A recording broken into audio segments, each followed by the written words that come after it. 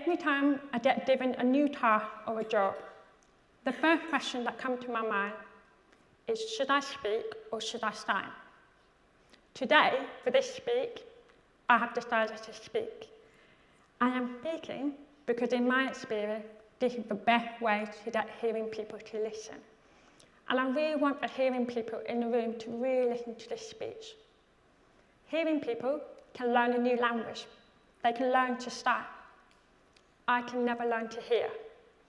Yet, I'm the one that's making 110% effort to come to your world, to adapt to you and to accommodate your discomfort. But where's your effort to enter my world? I learned from a very early age that I live in the hearing world. I have to accept that. We see it time and time again, the minority being made, or rather forced, to adapt to the world designed for the majority. So I ask myself, what if I don't accept it anymore? What if I knew the power of my voice to make you more aware, to get you to see it's time for you to put in the work? I have learned to expect people to do the bare minimum and to put this responsibility back onto me to make the difference for my community. And it's very tiring. I don't know if anyone's going to listen to me or this will be lost to the hypes. What I do know is that disabled people shouldn't be responsible for curing non-disabled people of their ignorance. So standing here right now, I suppose all I can do is to speak honest and share my experience. So let's get started. First, I would like to talk about one of my early professional jobs. It was a theatre production where I was playing a non-disabled role.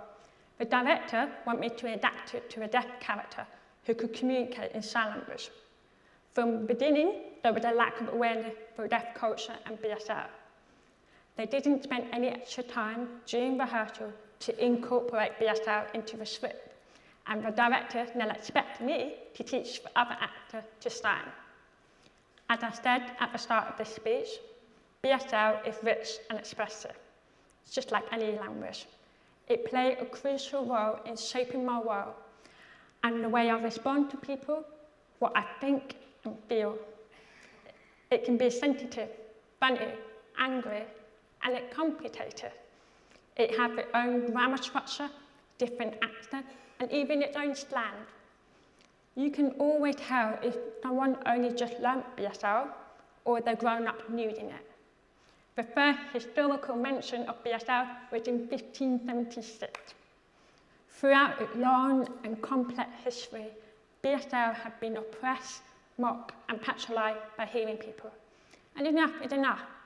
It deserves to be treated with the same respect you would treat any language, and it's certainly not something you can expect to pick up in review rehearsal. Sorry for waffling. Did I mention BSL news are expressive? To ensure visual communication when working with deaf and hearing actors, you will either need to hire actors who already know the language or bring in a BSL consultant to teach everyone the basics, just like you would bring in a voice coach.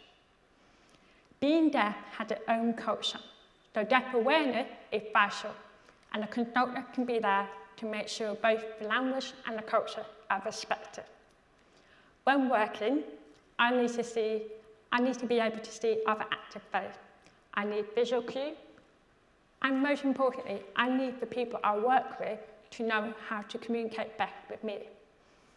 In this example, the director realised that to create an authentic and layered character, they would need to commit time. And so, rather than putting in the effort, to change my character to be hearing, to make things easier for them. It's lady. My language was oppressed, and as a result, I lost access to the key part of my identity at work. It is not one-off. I heard time and time again of deaf actors having similar experience in other productions in theatre and TV, with their identity being considered a burden that had to be compromised. All of this could have been easily avoided if the production team had planned it and talked about what is needed to be done when working with a deaf actor beforehand. Just hiring a deaf actor is not just a job well done. I was made to feel like I was a burden, like I was difficult. If they had just listened and worked with me, it would make everybody's life much easier. It was such a missed opportunity to create something beautiful, if only they'd been willing to put in the work. I employ people trying to improve diversity and representation in their work, but in my experience, too often when it comes to working with deaf people who knew BSL, people underestimate our life experience and find themselves out of their depth. Often they respond is to ignore the problem. I don't get to ignore my disability. It's my reality as a deaf person in the hearing world. Anyone can hire an interpreter and provide deaf awareness training, or even buy a special fire lamp for me. Of course, it is important to make sure access needs are met, but that is the bare minimum. It doesn't equal representation. True representation starts before the actor comes in the room, with research and authentic scripts. It is vital to remember that access and representation are two separate things. A clear example of this is the role I play on TV, where I'm almost always working with the scripts that are written by hearing people. It can be frustrating, playing a hearing person's perception of what the deaf person is like. I am grateful for this job. It's given me a lot of opportunity and enabled me to grow and develop my skill as an actor. They were the only programme prepared to take on a regular character who is deaf, so credit when credit is due. Being the first deaf person to play a regular character is a true privilege and was long overdue. They really made sure that every day was accessible for me. I always have an interpreter.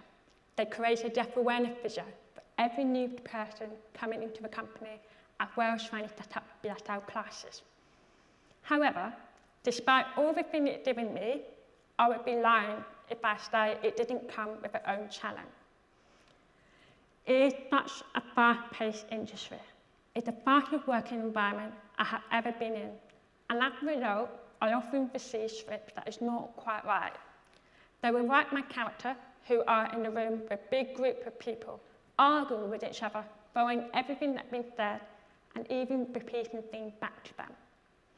Or they will write my character as lip reading someone from impossible far away, like I have a superpower, which is not realistic at all. I am playing a deaf character that is either written as a hearing person or as a deaf stereotype. Even though I am not paid to do the extra work on top of my job, I try to fit the problem on set. And a lot of time, people are very supportive and make change based on my advice. But the problem is, it doesn't get added to the scripts. So when it comes to editing, the editor follows the original script, and the changes I made are left out for final cut. This isn't one-off. It happens to me every week. I am constantly fighting to have my deaf identity represented, but end up being made to feel like my voice isn't heard. I end up being torn between representing the deaf community and telling our story, but wanting to have a career with a good working relationship.